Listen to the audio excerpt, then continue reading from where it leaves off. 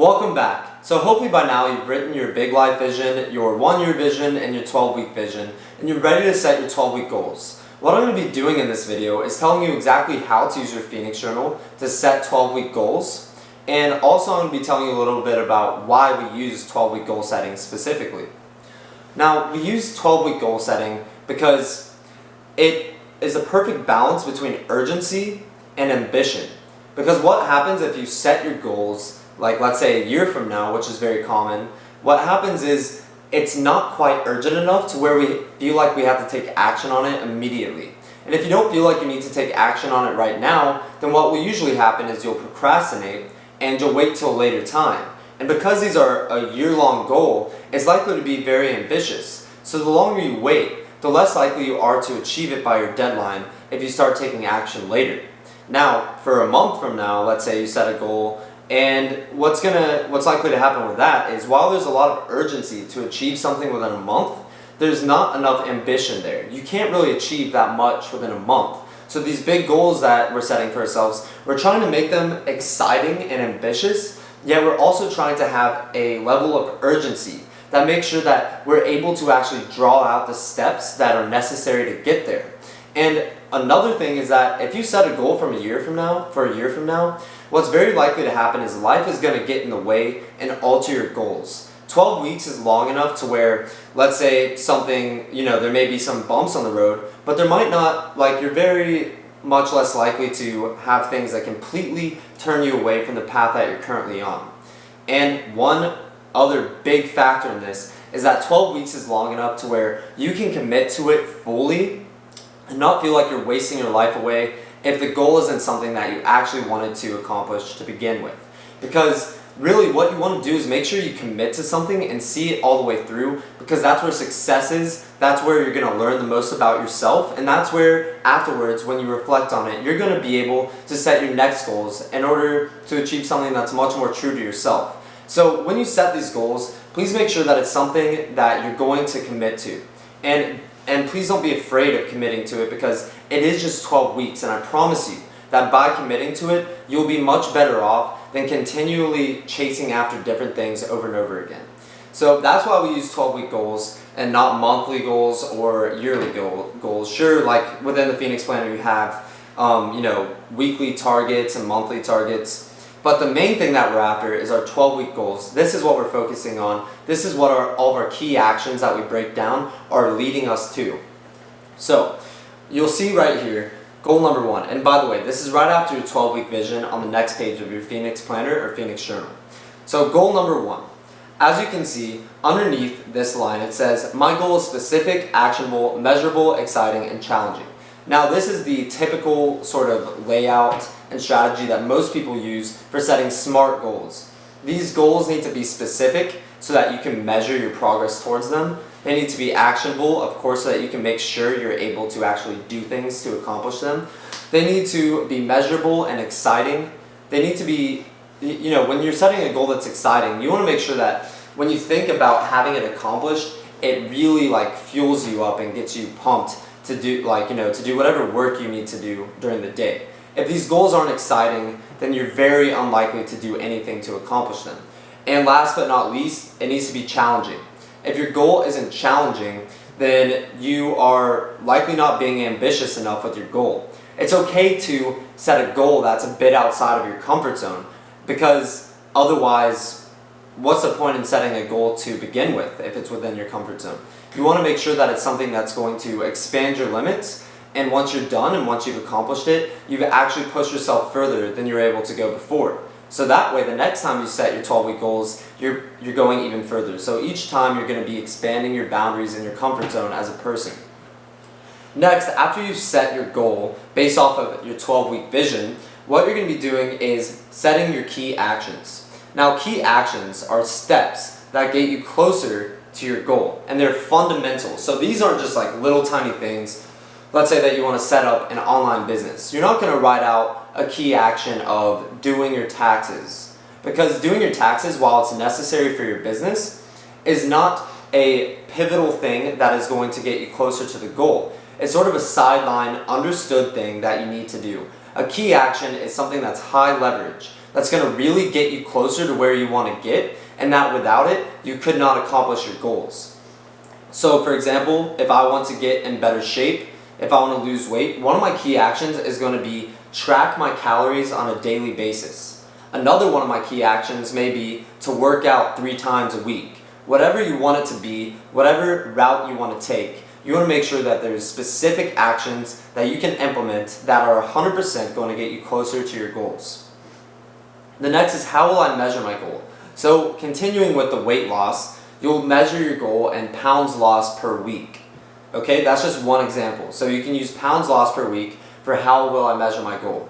And it's very important to write down this measurement, because if you're not actually tracking things, then you can't look back over time and say, what variable can I change to make more progress? Because if you're measuring something, you're actually able to look back over your journal and see what actions you've been taking that have been leading to making the most progress. If you're not keeping these things in mind, it's very unlikely that you're going to be able to keep an objective view. So that's it for that bit. And then, what sacrifices must I make in order to achieve this goal?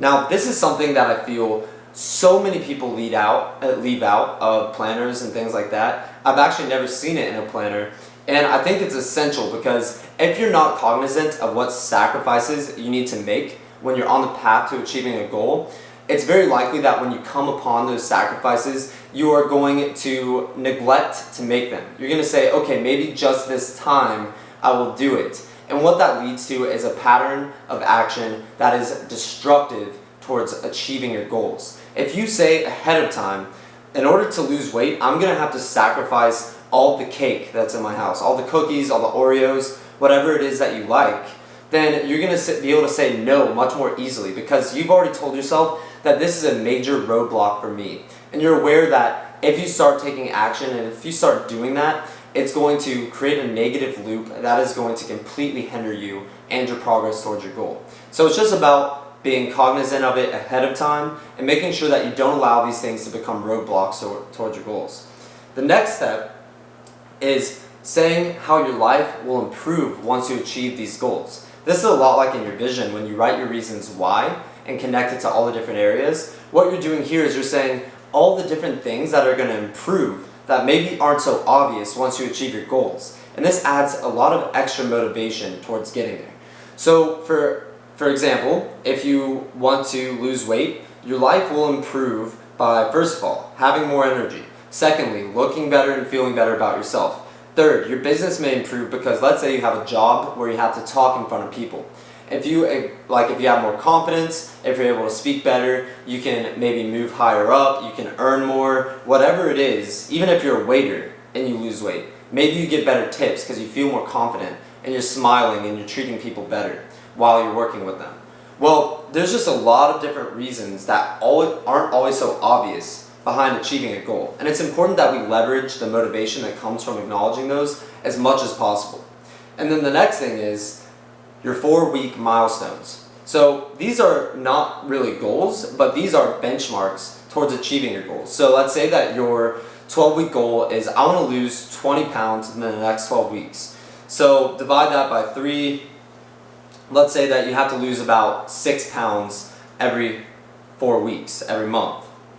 So your first 4-week milestone will be your weight after you've lost 6 pounds, your weight after you've lost 12 pounds for your month 2, and your weight after, this will be your final weight, which is 20 pounds off. So I think, for something like that, the numbers don't add up perfectly, but you could say you want to lose 7 in your first, because you can lose the most weight in your first month losing weight.